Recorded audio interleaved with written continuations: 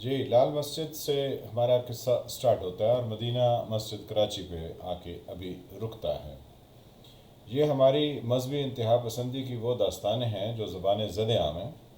اور ہم نے دیکھا ہے کہ ہماری ریاست اور ہماری حکومتیں اس کے آگے لمحی پڑ جاتی ہیں۔ یعنی کوئی ایسا کام نہیں ہوتا کہ جس کے بارے میں آپ وثوق سے کہہ سکیں کہ یہ حکومت یا یہ ملک یا یہ ریاست اس طرح کے کاموں میں اپنی بات منوا سکتی ہے۔ ہم یہ نہیں کہتے کہ ہم کوئی دوسرے مذہب سے تعلق رکھتے ہیں، ہم بھی اسی مذہب سے تعلق رکھتے ہیں، لیکن جو کچھ لال مسجد نے پچھلے سالوں میں کیا، اور جیسے وہاں پر مورچہ زن ہو کے لوگوں نے اسٹیٹ کو للکارا، وہ کوئی مذہب کی خدمت نہیں تھے۔ پھر جس طریقے سے طالبان نے جب افغانستان پر قبضہ کیا تو وہاں کے مولانا جس طریقے سے باہر آئے اور انہوں نے جو گفتگو فرمائی، وہ بھی خیر سے کسی سے ڈھکی چھپی نہیں ہے۔ لال مسجد کے پڑوس میں ایک چلڈرن لائبریری ہوا کرتی تھی، جس میں کبھی جا کے کتابیں پڑھنے کا اور اس لائبریری کو دیکھنے کا ہمیں بھی اتفاق ہوا۔ اب وہ لائبریری جو ہے وہ لال مسجد کی خواتین کی جو کونسل ہے یا خواتین کا جو ونگ ہے، اس کے زیر قبضہ ہے، اور یہ حکومت اور یہ ریاست ان سے اس کو خالی نہیں کروا سکی۔ پھر ہم نے دیکھا کہ ریسنٹ پاسٹ میں کراچی اور دیگر ایریاز میں جہاں پر انکروچمنٹ کی گئی تھی، یعنی جہاں پر چیزوں کو بغیر پیسے دیے ہوئے غیر قانونی طریقے سے اس پر قبضہ کیا گیا، ان کے کیسز لگے اور بہت سے غریب لوگوں کے گھر پلک جھپکنے میں ہی مسمار کر دیے گئے۔ کچھ بڑے ٹاورز بھی آئے، جس میں نسلہ ٹاور جو ہے اس کی کہانی بہت مشہور ہوئی، حالانکہ کئی اور ٹاورز کے بارے میں بھی یہی سٹوری ہے، لیکن نسلہ ٹاور میں بھی کافی ٹائم لگ گیا، اس کو خالی کرایا گیا، اور اب وہ ایک کھنڈر کی سی صورت اس کی بنی ہے، لیکن ابھی تک وہ مکمل طور پر گرایا نہیں جا سکا، جس پر کورٹ نے یہ کہا تھا کہ اس کو واگزار کرایا جائے، اور جن لوگوں نے وہاں پر بکنگ کی ہے ان کو اس بلڈر سے پیسے لے کر دیے جائیں جس نے وہ ٹاور بنایا تھا۔ تو یہاں تک تو پاکستان سپریم کورٹ کا جسٹس گلزار صاحب کا آرڈر جو ہے وہ بہت خوب چلا، لیکن اب کراچی کی مسجد مدینہ، جس پر جج صاحب نے 28 دسمبر کو آرڈر پاس کیا تھا کہ اس مسجد کو شہید کر دیا جائے، کیونکہ وہ ایک غیر قانونی جگہ پر یعنی زمین پر قبضہ کر کے بنائی گئی ہے،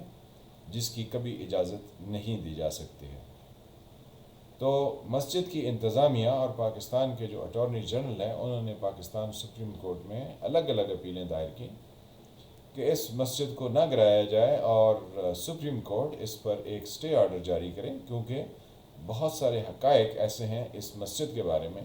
یا اس کی کنسٹرکشن کے بارے میں جو کہ عدالت کے سامنے بیان نہیں کیے گئے ہیں، تو اس لیے یہ موقع دیا جائے۔ پھر جب یہ اپیلیں ان سپریم کورٹ کے جج یعنی چیف جسٹس صاحب کے عدالت میں لگیں، تو انہوں نے اس پر سٹے دینے سے صاف انکار کر دیا۔ انہوں نے کہا کہ ہم حکومت کو تو یہ کہہ سکتے ہیں کہ وہ مسجد کے لیے کوئی الگ سے جگہ مختص کرے، لیکن یہ نہیں ہو سکتا کہ جو 28 دسمبر کا آرڈر ہے، یعنی مسجد کو شہید کرنے کا، اس کو ہم کسی صورت بھی روکیں۔ یہ ماجرا اور یہ معاملہ ایسا ہی ہوگا، اور یہ مسجد شہید کی جائے گی، کیونکہ ایک غیر قانونی جگہ پر قبضہ کر کے مسجد بنانا اور پھر وہاں پر مسجد میں نماز ادا کرنا، یہ اسلام کے اصولوں کے سرن خلاف ہے۔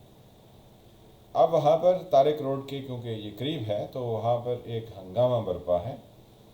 اور اس ہنگامے میں اب ایک مذہبی جماعت بہت زور و شور سے کود چکی ہے، اور یہ ہیں مولانا فضل الرحمان اور ان کے ساتھی۔ ان کے ساتھیوں نے تو نہ جانے کتنی لعنت اس جج پر بھیجی جس نے ہندوستان میں بابری مسجد کو شہید کرنے کا حکم جاری کیا تھا، لیکن اس کے ساتھ انہوں نے یہ دلیل دی کہ وہ ایک ہندو ریاست کی کورٹ تھی، اور جو جج تھا وہ بھی ہندو تھا، تو اس کی تو وہ اس پر تو لعنت بھیج سکتے ہیں، لیکن جس پاکستانی جج نے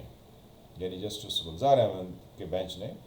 جس نے یہ حکم پاس کیا، اس کے بارے میں انہوں نے وہ الفاظ کہے کہ اگر کوئی اور کہے تو اس پر توہین عدالت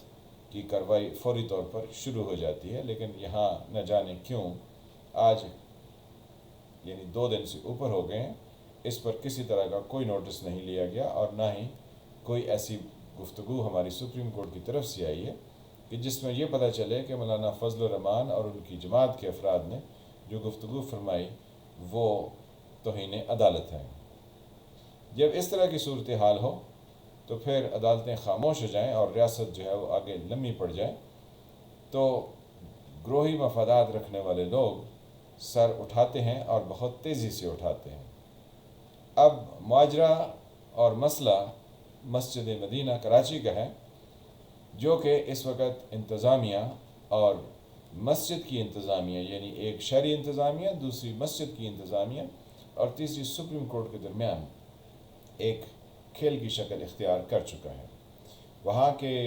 رہنے والے اور وہاں کے جو دوسری تنظیمیں ہیں اور جو مذہبی جماعت جو اس میں کود پڑی ہے،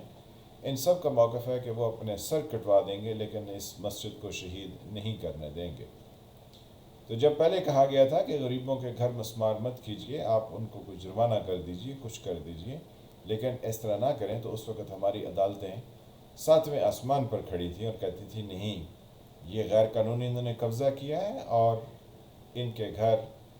مسمار ہوں گے اور باہر صورت ہوں گے، اور پھر وہ مسمار کر دیے گئے۔ پھر نسلہ ٹاور کے لوگوں کو بھی یہی کہا گیا کہ یہ مسمار ہوگا، اور پھر ان لوگوں کو وہاں سے نکال دیا گیا اور ان کی ایک نہ سنی۔ اب یہ ایک دوسرا ٹیسٹ کیس ہے جو ریاست پاکستان کو درپیش ہے۔ ایک ٹیسٹ کیس مشرف یعنی جنرل پرویز مشرف صاحب کے دور میں اسلام آباد میں لال مسجد کی صورت میں ہمارے سامنے آیا، جس پر اس وقت تو ایک ایکشن کیا گیا، لیکن بعد میں حکومت وہاں ٹیسٹ سے مس نہیں کر پا رہی ہے، بلکہ کہتے ہیں کہ وہ ان کے ساتھ ملی ہوئی ہے اور انہی کی راگنی الپا رہی ہے۔ اب اگر یہاں پر بھی یہ کام حکومت نہ کر سکی تو اس سے اسٹیٹ کی طاقت مزید کمزور ہو جائے گی، اور یہ اندازہ لگانے میں ہم غلطی پر نہیں ہوں گے کہ یہاں اسٹیٹ ان لوگوں سے بات چیت کرتی ہے اور ان لوگوں کی بات سنتی ہے جو اس کو گرانے کی طاقت رکھتے ہیں یا جو اس کے خلاف اٹھ کر بہت تیز و تند گفتگو کر سکتے ہیں اور اپنے مسلز دکھا سکتے ہیں۔ تو اگر یہ اسٹیٹ نہ کر پائی تو یہ ہمارے لیے ایک بہت بڑا لمحہ فکریہ ہوگا، اور اگر اسٹیٹ نے یہ کر دکھایا تو پھر اس سے ہمیں اندازہ ہوگا کہ اس ملک کے اندر قانون کی حکمرانی کے لیے شاید ابھی کچھ جان باقی ہے۔ اس لیے ہم کہتے ہیں کہ پاکستان میں ہر وقت کچھ نہ کچھ ہوتا ہے اور بہت تیزی سے ہوتا ہے۔ میں فالح ملک، آپ دیکھ رہے تھے سرکار۔ اللہ تعالیٰ آپ کو اپنی حفظ و امان میں رکھے۔ ملتے ہیں کسی اگلے ٹاپک کے ساتھ، تب تک کے لیے خدا حافظ۔